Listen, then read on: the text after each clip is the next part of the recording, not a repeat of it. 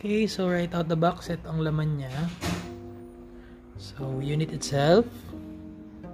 Ito yung mga accessories. Hindi ko lang sure lang para saan to. Yung Allen wrench. Sa pantanggal ng lock ng blade niya. Then, yung free blade. Which looks legit. Then, yung kanyang pang-align sa woodboard natin.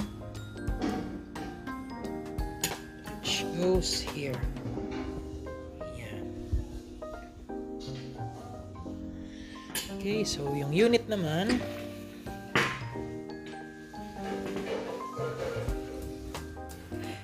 Okay naman. Durable naman siya.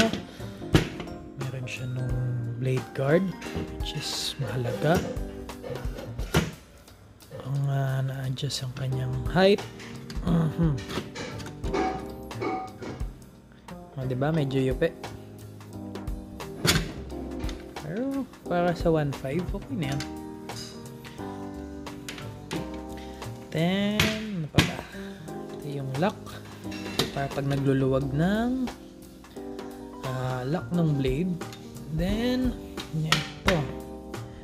So, meron siyang adjustment. Para sa 45 degrees. Basta pagpa-side yung cut natin. Okay. So, hindi ko pa natatry yung unit. So, try lang natin.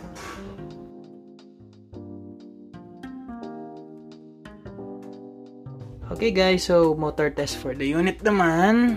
Let's plug it right here. On. Okay.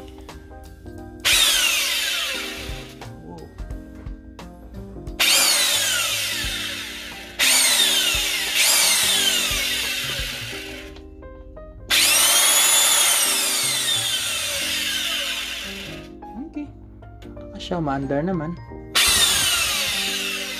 So, may sunog lang.